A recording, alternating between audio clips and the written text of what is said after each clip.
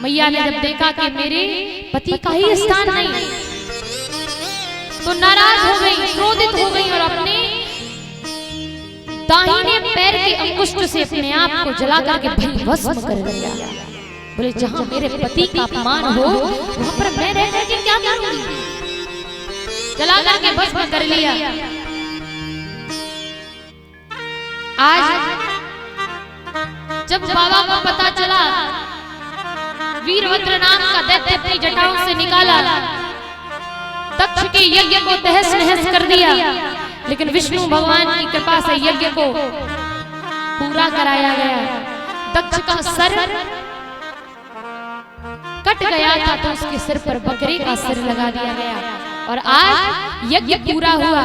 इधर मैया ने वरदान मांगा था राम जी से, क्या कि सती मरत हरि सनवर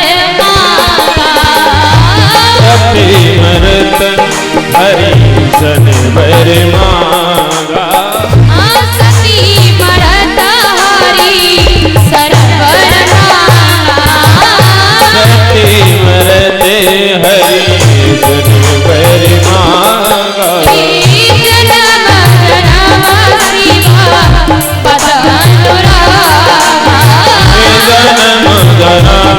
शिव पद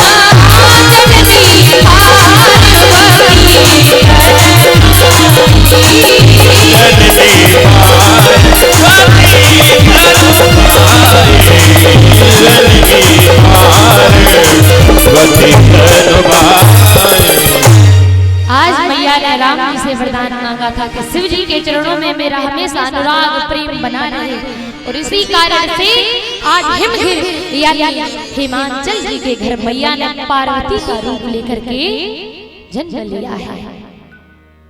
नारद जी ने बताया, पार्वती जी अगर आप तपस्या करोगी तो आपको शिव जी आपके वर के रूप में प्राप्त होंगे। स्वप्न में आया, अगले ही दिन तपस्या करने के लिए चली गई। परिणाम भगवान प्रसन्न हो गए और प्रसन्नता में ही सप्त ऋषियों को परीक्षा लेने के लिए भेज दिया। परीक्षा ली, मैया पास हो गई और बाबा विवाह के लिए राजी हो गए।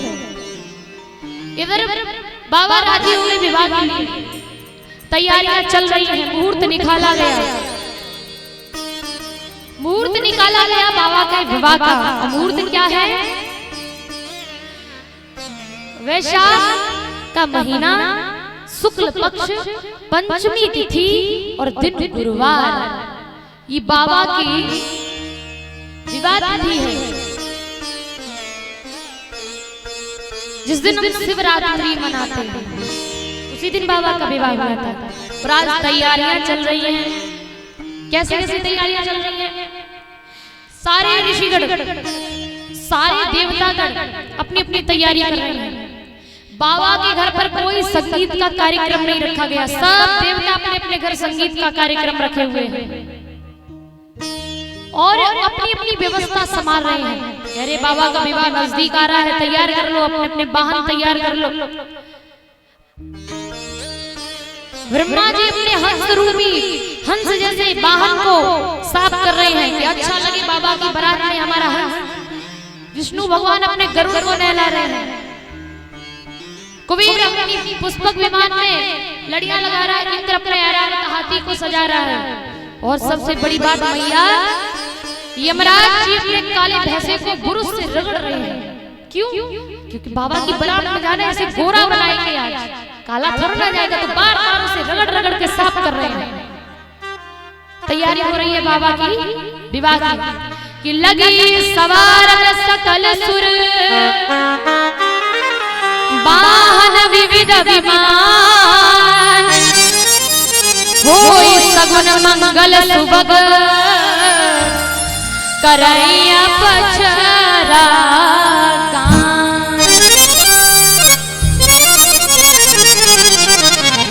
आज अप्सराएं नृत्य कर रही हैं, सारी तैयारियां हो गई।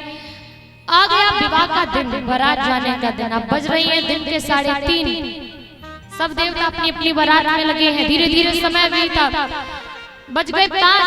अब सारे बाबा के गढ़ बोले, बाबा एक भी आपको सजाने नहीं आया। सबको पड़ी थी कि बाबा का विवाह हो जाए, विवाह हो जाए, लेकिन आज बारात का दिन है, बाबा एक भी सजाने नहीं आया। बाबा ने कहा, अपने गढ़ों से बेहतर हमें कौन समझ सकता है? अरे अपने बालकों से सुंदर हमें कौन समझ सकता है? आप लोग ही मुझे सजाओ। तो गढ़ों ने सजाना शुरू किया। क्या किया? बाबा की जो जटाएं बिखरी हैं उन्हें समेट करके सुंदर मुकुट खड़ा कर दिया, सिर पे मुकुट खड़ा कर दिया। दूसरे ने बोला, ये तुम्हें पता है दूल्हा मोर भी पहनता है? मोर? बोले हाँ मोर, वही सेहरा। बाबा के पास तो है ही नहीं, कहां से लाई? तो एक गया, एक ही कैटेगरी के पतले पतले सांप ले आया। 15वें सांप बाबा के जूड़े में यहीं पर गांठ बांध के सबके मुख आगे, पूंछ सब लंबी लंबी पीछे लटक रही है मुख पर, बन गया सेहरा। बोले बाबा के हाथ पैर सब ऐसे सुने सुने, तो एक सर्प लिया तो बाबा का कंगन बना दिया, एक सर्प लिया बाबा का बाजूबंद बना दिया, एक सर्प गले में डाल दिया, एक सर्प से पैर का कंगन बना दिया, कान में एक ही कैटेगरी के 2 बिच्छू लटका दिए। कहा कि जिम्मेदारी है, अगर बाबा के शरीर से छुट के कहीं चल दिए तो बाबा की बारात में जो कुछ भी खाने को मिलेगा एक भी तुम लोगों को नहीं मिलेगा। बोले तुम चिंता मत करो, ऐसे ही चिंता रहूंगा मैं। और आज देखा कि बाबा तो ऐसे विराट रूप में रहते हैं।